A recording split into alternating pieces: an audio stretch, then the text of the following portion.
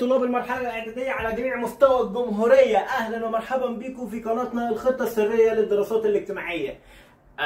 أنا مبسوط إنك موجود هنا، ولو أنت ما شفتش الفيديو اللي أنا بشرح لك فيه الخريطة الزمنية للسنة بتاعتنا، أرجوك اطلع شوفه الأول وبعد كده تعالى شوف فيديو الشرح. طيب، ده أول فيديو يا أولاد من فيديو الشرح. فيديو الشرح يا أولاد إحنا إن شاء الله هنبدأ بالوحدة الثانية من المنهج بتاعنا. المنهج بتاعنا بيتكلم دايما عن قارة آسيا وقارة أوروبا. طبعا هنبدأ بالوحدة الثانية بتاعتنا. ليه يا مستر؟ لأن أنا عايز أشغل إيدك فيه شوية، علشان هو فيه معلومات أكتر شوية زي ما أنا قلت لك في الفيديو الأول. فأنا محتاج تبقى إيدك فيه أكتر، نعرف نكرر المعلومات أكتر. لكن الوحدة الأولى وحدة جميلة جدا وبسيطة خالص، وأنا بوعدك إنك أنت هتفهم وتحفظ وهنغني مع بعض. وطبعا الأغاني بتبقى تنزل على التيك توك. ف ربنا معانا وربنا يوفقنا. طيب، فيديو دايما يا اولاد فيديوهات الشرح هتلاقي على كل درس في حاجه اسمها نواتج تعلم، في حاجه اسمها ربط. ان شاء الله الفيديوهات دي يعني احنا هنشرح لك الفيديو ده، بعد كده يبقى في فيديو نواتج تعلم، فيديو كده 5 دقائق 10 دقائق بربط لك فيه الدرس كله ببعضه. ان شاء الله يا اولاد في الدرس ده ندرس الحضارات.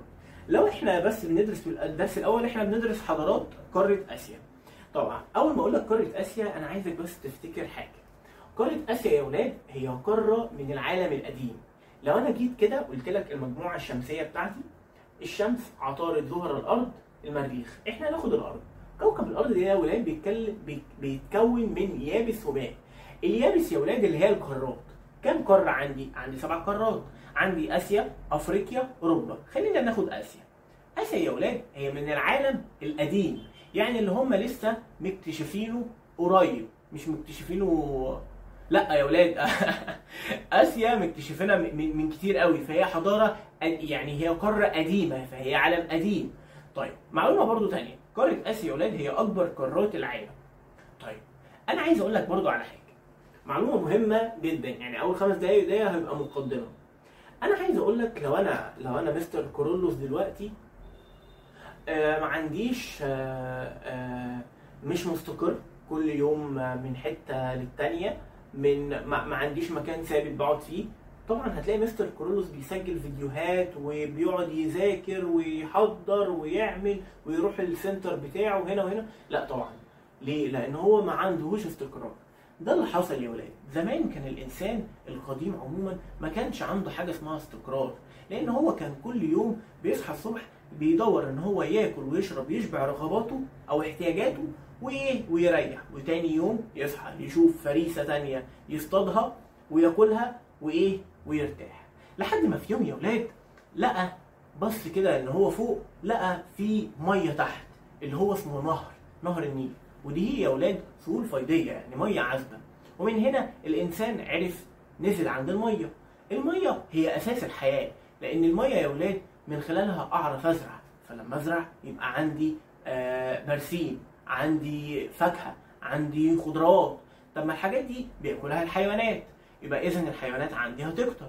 طب لما يبقى في حيوانات، انا بقى الانسان بتغذى على ايه؟ بتغذى على الخضروات وبتغذى على الحيوانات. طب انا لما يبقى الاثنين متوفرين عندي، فانا مش كل يوم هصحى بدور على الاكل والشرب، ما هم دول متوفرين، يعني ايه المشكله؟ طب ايه امال هدور على ايه يا ولاد؟ هدور ان انا عايز ابني بيت. طب انا بنيت بيت، هدور ان انا عايز اعمل بيت اكبر. طب انا عملت بيت اكبر، هدور مثلا ان انا عايز اعمل مقبره لنفسي. هدور ان انا عايز اعمل معبد اعبد فيه الاله. طبعا دلوقتي اللي هي الجوامع والكنائس، لكن زمان كان عندهم الهات مختلفه. اذا اللي انا بتكلم فيه ده هو ده الحضاره. اذا الحضاره لما اقول لك كلمه حضاره، على طول على طول على طول يجي في دماغك ان في انهار. على طول يجي في دماغك لحد دلوقتي، بس لان كل حصه هعرفك حاجه مختلفه. الحصه دي طول ما انا بتكلم على الحضاره على طول تفتكر ان انا انهار.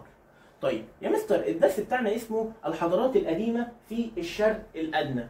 يعني ايه يا مستر الشرق الادنى؟ بص بقى، دي قاره اوروبا، شمال جنوب شرق. قاره اسيا بالنسبه لقاره اوروبا موجوده في الشرق. بص بقى يا ولاد، ان الحضارات دي اللي هو يقصد بيها بلاد العراق. بلاد العراق دي موجوده جنب اوروبا، قريبه من اوروبا، فاسمها الشرق الادنى. هيبقى عندنا حضارات تانية شويه كده اسمها ايه؟ الشرق الاقصى. هي حضاره موجوده في اسيا فهي جهه الشرق، بس موجوده بعيد، يبقى ايه؟ اللي هي الحضاره الصينيه. مش علينا كله ده، انا بس بفهمك ليه اسمها حضارات الشرق الادنى، لان الشرق دي اللي كتبوا الحاجات دي كلها من خلال اوروبا، فكانت قاره اسيا بالنسبه لاوروبا فين؟ في الشرق. طب احنا فين في الشرق بالظبط؟ في العراق. طب في العراق دي بالنسبه لاوروبا بعيده ولا قريبه؟ قريبه. اذا يا اولاد بنتكلم عليه حضارات الشرق الادنى. طبعا في الدرس ده او في الحصه دي يا اولاد هنبدا نتكلم عن الحضارات التي نشأت في قارة آسيا. طيب احنا يا اولاد هناخد اول حاجة اسمها حضارات بلاد العراق. حضارات بلاد العراق القديم، ولما اقول لك حضارات بلاد العراق القديم اذا مش حضارة واحدة بس اللي موجودة يا اولاد، عندي اكتر من حضارة موجودة. طيب في نقطة مهمة قوي، بيقول لك ايه؟ تعد حضارات بلاد العراق القديمة هي ايه بقى؟ بص اهي بيقول لك ايه؟ اقدم الحضارات اللي ظهرت في قارة آسيا. يبقى اول سؤال عندك، هي تعتبر او تعد حضارات بلاد العراق القديم احدى ايه؟ اقدم الحضارات. يبقى يا مستر لو جاب لك سؤال وبيقول لك ايه هي اقدم الحضارات اللي موجوده في قاره اسيا؟ حضارات بلاد العراق القديم. طيب مستر انت عارف ان العراق فيها نهرين. النهر ده يا ولاد فاكر السنه اللي فاتت لما كنت بقول لك نهر النيل بيطلع منه روافد؟ ايوه يا مستر. اذا العراق عندها نهرين، دجله والفرات. النهرين دول بيسموهم رافد ورافد، فالاثنين اسمهم رافدين. رافدين، فبيسموها بلاد ايه؟ بلاد الرافدين. ليه بلاد الرافدين؟ لان لما اقول لك الرافدين تفتكر نهري دجله والفرات يا ولاد. فيجي لك سؤال يقول لك هو ليه سميت حضارات بلاد العراق القديم بحضارات بلاد الرافدين؟ هقول له كده يا ولاد ان هي حضارات نشأت في سهول فيضيه. وانا عارف يا مستر ان نشأت يعني بدأت في سهول فيضيه، لان احنا قلنا في الحصه دي كل ما نتكلم عن حضاره يبقى لازم يبقى فيه انهار. طيب يا مستر هو يعني ايه سهول فيضيه؟ السهول دي يا اولاد هي ارض منبسطه ولكن قدامها ميه عذبه، ميه صالحه للشرب، فميه تبقى صالحه للزراعه. طيب ايه هي يا اولاد بقى؟ قال لك الارض دي موجوده بين نهري دجله والفرات. اذا السؤال ده سهل جدا، يقول لك ليه سميت حضارات بلاد العراق القديم بحضارات بلاد الرافدين؟ انا عارف ايه هم اصلا الرافدين؟ دجله والفرات. يبقى هي حضارات نشأت في سهول فيضيه. حضارات نشأت فين يا ولاد؟ في سهول فيضيه الواقعه بين نهري دجله والفرات. طب ده سؤال سهل خالص يا مستر. طيب حلو خالص. طيب بيقول لك ايه هي بقى اهم الحضارات اللي موجوده في بلاد العراق؟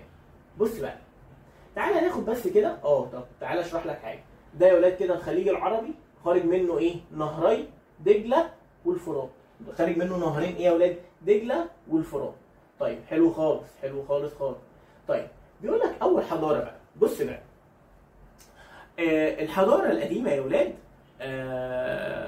استنى بس هتاكد من حاجه، خليك معايا في حاجه. طيب تمام. الحضاره يا ولاد عندنا مثلا مدينه اسمها سومر. مدينه سومر دي موجوده في العراق.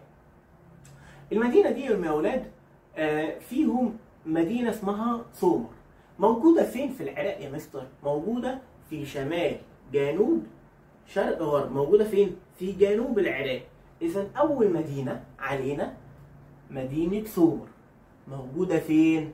في جنوب العراق. موجودة فين؟ في جنوب العراق. طيب تعالى نشوفها فين. ادي هي يا ولاد مدينة سومر موجودة فين؟ في جنوب العراق. ادي العراق كلها اهي وهي موجودة فين؟ في الجنوب. قال لك مدينة سومر دول يا ولاد فيها ناس. الناس اسمهم ايه؟ انا مصري يبقى المصريين. انا من مصر يبقى احنا ايه؟ المصريين. انا من القاهرة يبقى القهراوي. طب مدينة سومر السومريين. إذا يا ولاد نشأت هنا الحضارة السومرية نسبة لمدينة إيه يا ولاد؟ لمدينة سومر. طيب قال لك مدينة سومر دي يا برنس منك ليه؟ إن هي أصل العراق. يعني مثلا إيه؟ مين هم أصل مصر؟ الفراعنة. الفراعنة هم أصل مصر يا ولاد. طيب بيقول لك انا اصلي من محافظه كذا، انا ممكن ابقى عايش في القاهره بس انا من المحافظه الفلانيه. اذا انا مثلا مثلا انا مسافر المانيا وعايش في المانيا وبتكلم الماني، لكن انا الماني لا، انا واخد الجنسيه الالمانيه بس انا الماني لا، انا اصلي مصري. طب بتوع العراق مدينه سومر دول جايين من ناحيه تانية؟ لا، هم اصل العراق. فلما يجي لك سؤال كده مين هم اصل العراق؟ السومريين. طيب اسمها الحضاره السومريه، الحضاره السومريه. ما تكرر ورايا لو سمحتي، ولو سمحت كرر ورايا. طيب معلش تاني يبقى يا ولاد تاني، الحضاره اسمها الحضاره الايه؟ السومريه. موجوده فين؟ في جنوب العراق. طيب حلو خالص خالص خالص. قال لك كان كل مدينه تعتبر دويله. يعني ايه يا مستر دويله؟ قال لك كلمه دوله دي كلمه كبيره، لكن دويله دي كلمه صغيره. يعني ايه؟ في حاجه يقول لك انا عندي شجره كبيره، دي شجره موجوده قدام البيت كبيره. طب لو عندي شجره صغنونه اسمها شجيره، اسمها ايه؟ شجيره. يبقى دوله دويله، شجره شجيره. حلو خالص. اذا الدويله دي حلو دويله مستقله. يعني ايه يا مستر دويله مستقله؟ انا هفهمك. انا دلوقتي انا ووالدي ووالدتي، انا بفهمك مش بحفظك، ركز معايا يا برنس، ركز. لا ما تزعق ما تخافش. طيب نكمل.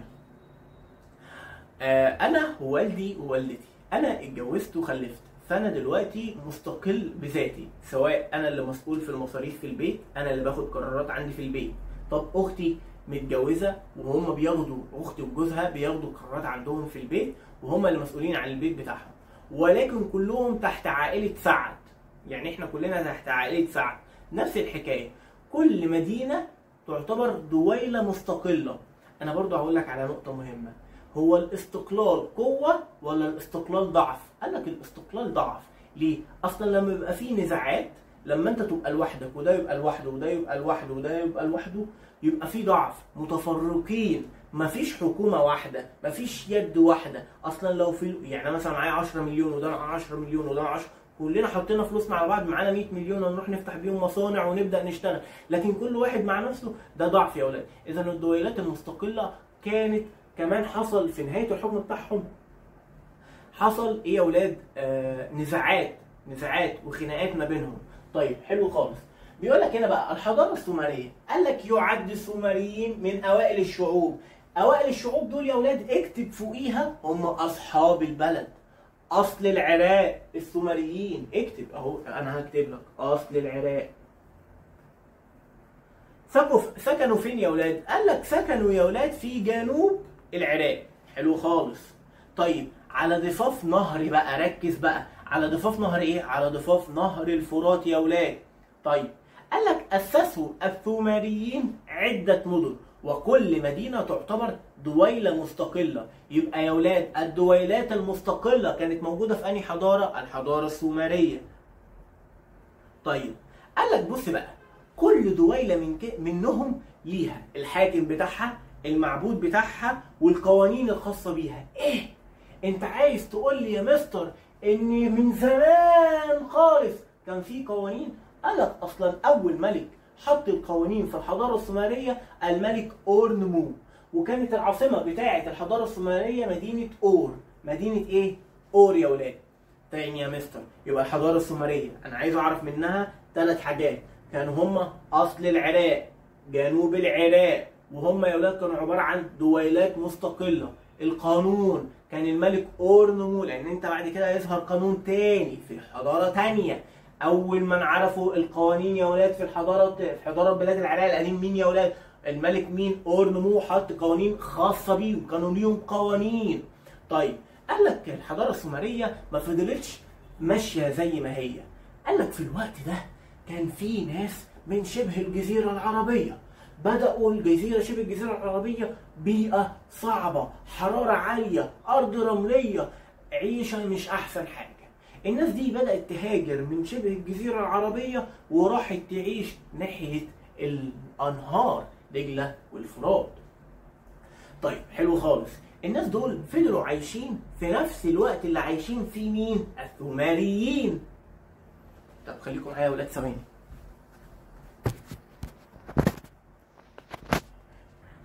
سوري يا ولاد، سوري يا ولاد. حلو خالص.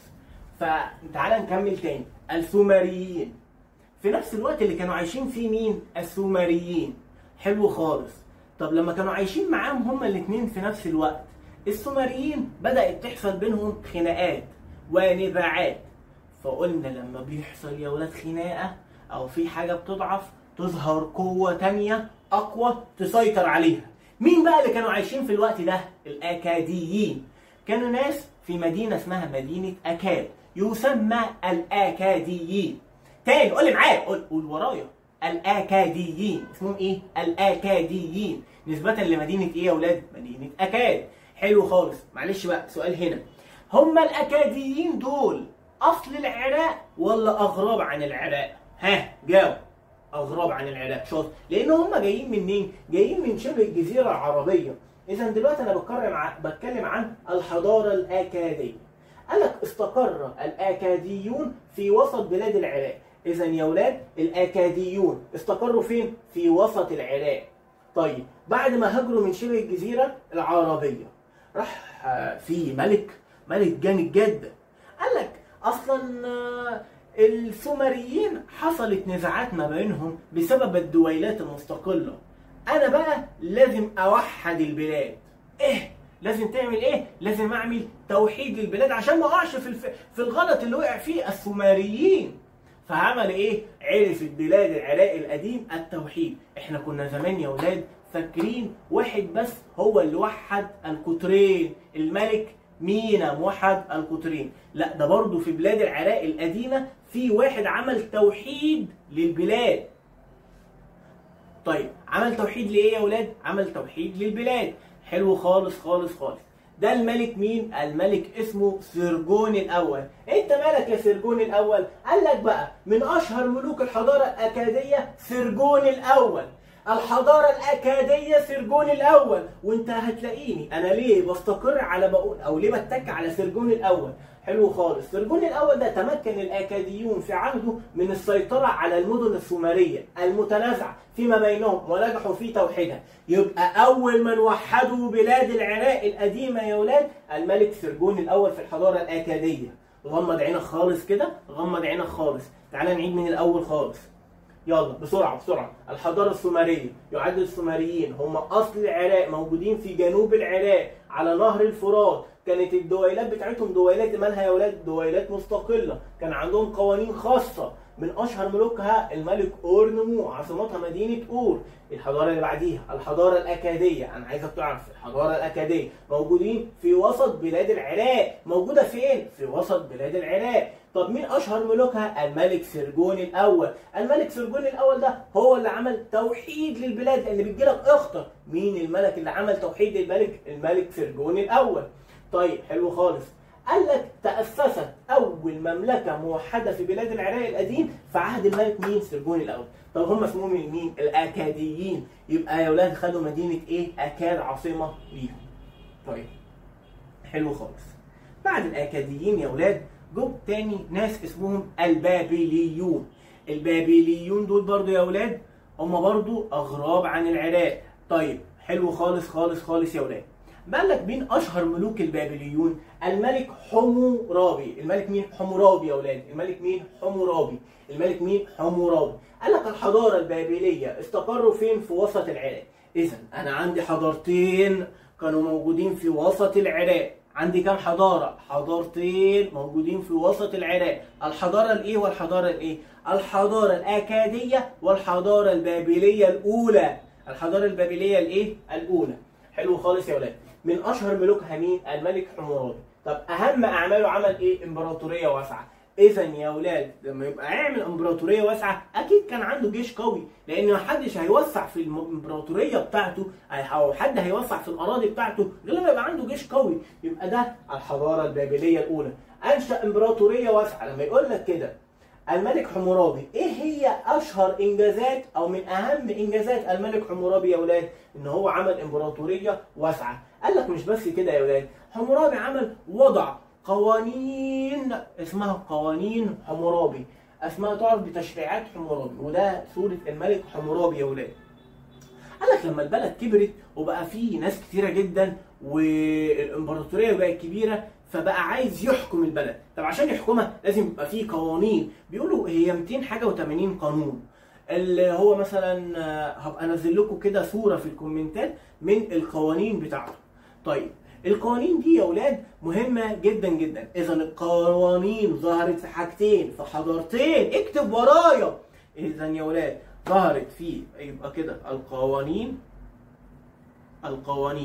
ظهرت في حضارتين، الحضاره السومريه والحضاره الاكاديه. حلو خالص. طيب قالت هتبقى عاصمتهم ايه يا اولاد؟ مدينه بابل. يبقى الحضاره البابليه الاولى مدينه بابل. هيجي بعديهم الناس بقى اسمهم الاشوريين. الاشوريين انت ليه هم كانوا بيلعبوا كاراتيه؟ لا، بس هم كانوا عنف. العنف ده بيجري في دمهم كده، ناس عنيفه جدا لدرجه ان هم من كتر العنف بتاعهم الشعب صار عليهم، لان هم كانوا بيتعاملوا بعجرفه ويعني بشده وعنف. يبقى لما اقول لك كلمه عنف على طول تفكرك بالحضاره الاشوريه. قال لك الحضاره الاشوريه شين شين اشوريين، شين شين في الشمال. يبقى الاشوريين موجودين فين يا اولاد؟ موجودين في شمال بلاد العراق.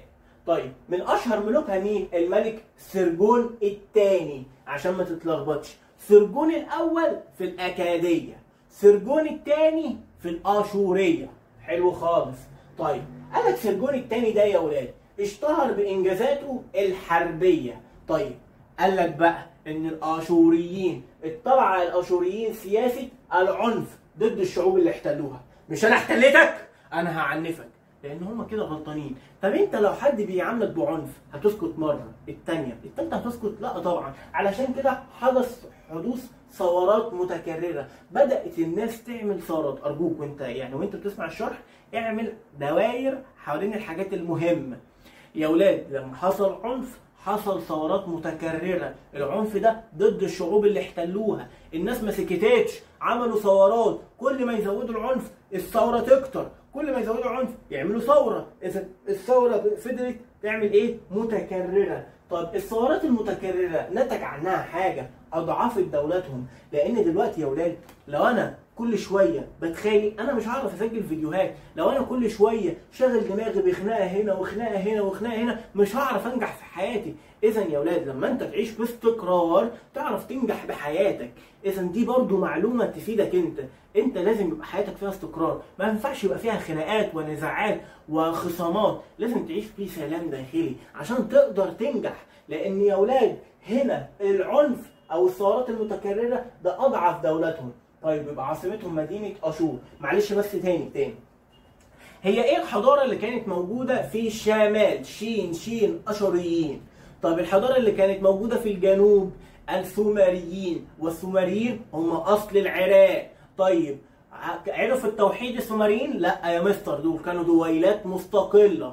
طيب من اشهر ملوكها مين؟ الملك اورنمو. طيب انا عندي حضارتين في وسط العراق، مين هما؟ الحضاره الاكاديه والبابليه الاولى. الحضاره الاكاديه من اشهر ملوكها؟ سرجون الاول. طب الحضاره البابليه الاولى الملك حمورابي. طب مين اللي عمل القوانين يا ولاد؟ اللي عمل القوانين عندنا في الحضاره السومريه والحضاره البابليه. طيب حلو خالص. طيب حد عنده اي حاجه من هنا؟ الموضوع بقى سهل خالص اهو. طيب حلو. ايه هي بقى ملامح حضارات بلاد العراق؟ احنا هناخد بس 2، الحياه السياسيه والدينيه. الحصه الجايه ان شاء الله. شايف الحصه بتاعتنا خفيفه جدا، فهمت وحفظت. صدقني مش هتلاقي الشرح ده بعمق وتعمق وحاجات حلوه كده في حته ثانيه. طيب الحياه السياسيه والحياه الدينيه، ارجوك ما تروحش تتفرج اسود من كده. اتفرج على اللي انا اديتهولك بس، افهمه، احفظه، ادركه، اقعد حل عليه، اقعد ذاكره اكتر من بره بس. ما تعملش حاجه تاني. اما انا ممكن اشرح لك وافضل اعيد وازيد اعيد، بس انا عارف انا بعمل ايه، انا عارف بسيستم دماغك على ايه. طيب هنشرح دلوقتي يا اولاد الحياه السياسيه والحياه الدينيه. الحياه السياسيه قال لك بص بقى، لما اكلمك عن سياسه انا عايز اعرف نظام الحكم كان ايه. احنا مثلا نظام الحكم هنا في مصر نظام جمهوري، يعني اللي بيرقصنا رئيس الجمهوريه.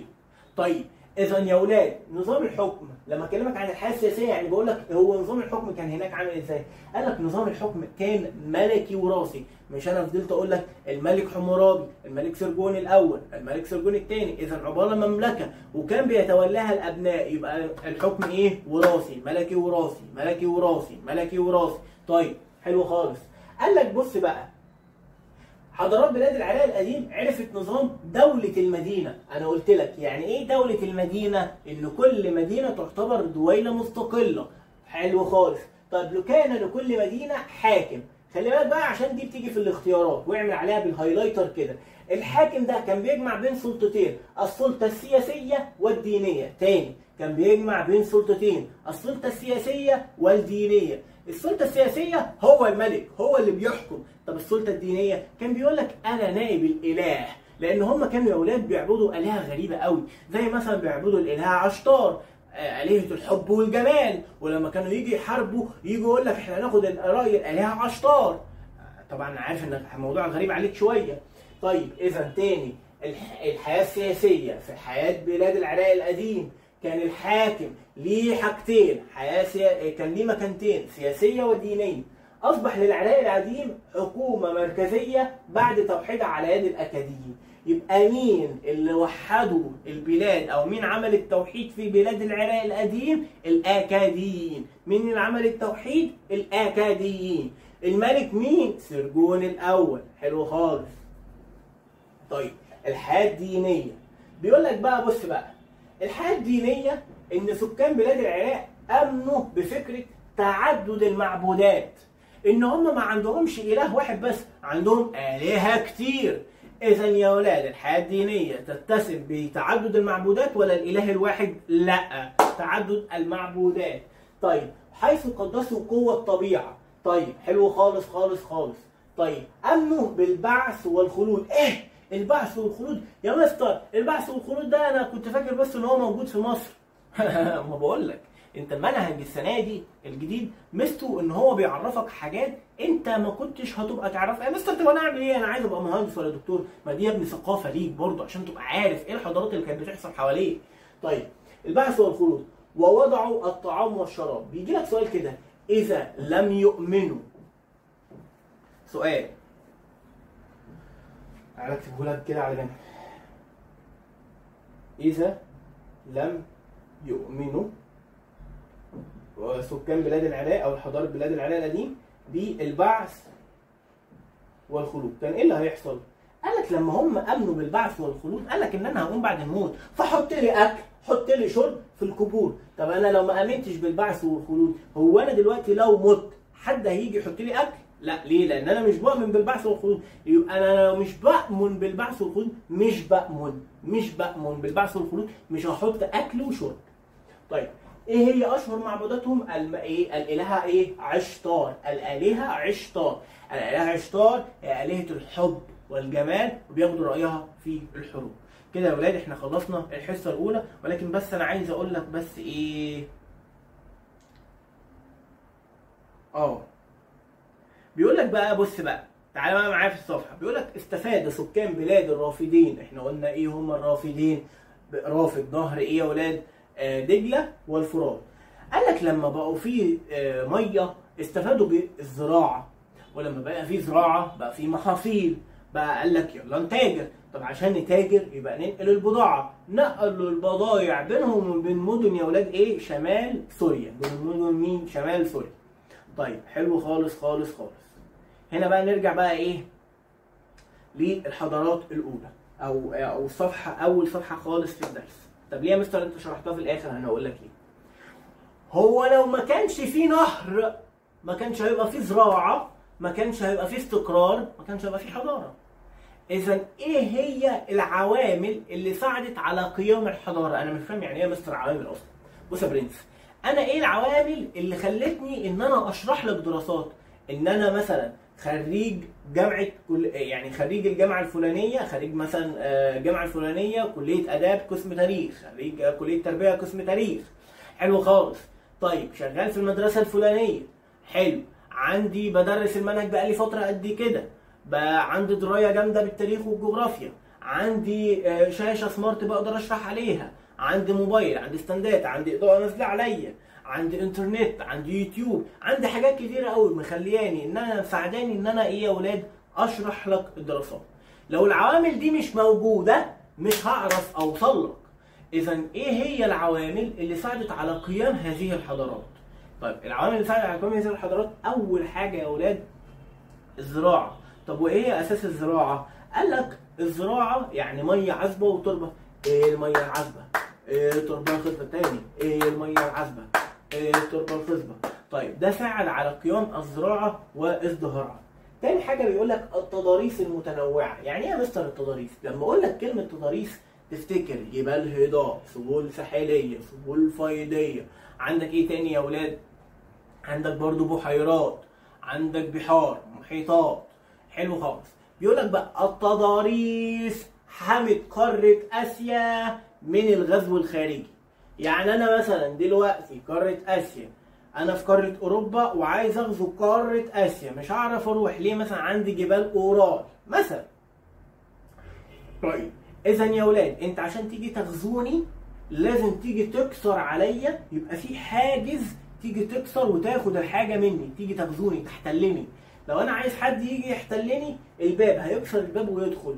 طب لو الباب مقفول، الشبابيك معمول عليها حديد والباب مقفول، كل دي حاجات ايه يا ولاد انا اللي حاططها. لكن الحاجات الطبيعيه زي في بحر بيني وبينك، في جبل عملاق بيني وبينك. اذا التضاريس الطبيعيه عملت ايه؟ حمايه هذه الحضارات من الغزو الخارجي. يبقى ايه دليلك ان التضاريس المتنوعه ليها دور مهم في عوامل قيام الحضارات؟ قال لك اصلا قدمت حمايه. التضاريس قدمت حمايه، التضاريس قدمت حمايه هذه الحضارات. طيب تاني حاجه يا ولاد توفير الموارد الطبيعيه. طيب تالت حاجه بقى يا ولاد، هل انت تقدر تعيش في منطقه حار جدا او بارد جدا؟ لا، لازم يبقى في اعتدال في المناخ. قال لك الاعتدال ساعد على الاستقرار. يبقى اول سؤال في الدرس اللي انا شرحته اخر حاجه، ايه هي عوامل قيام الحضارات في قاره اسيا؟ عوامل قيام الحضارات في قاره اسيا يا ولاد ثلاث حاجات: الزراعه اللي هي الميه العذبه والتربه الخصبه، التضاريس المتنوعه، واعتدال المناخ. اشوفكم الحصه الجايه، ارجوك اقعد افرم الشرح ده، ويعني بالتوفيق ليك يا ولاد. مع السلامه.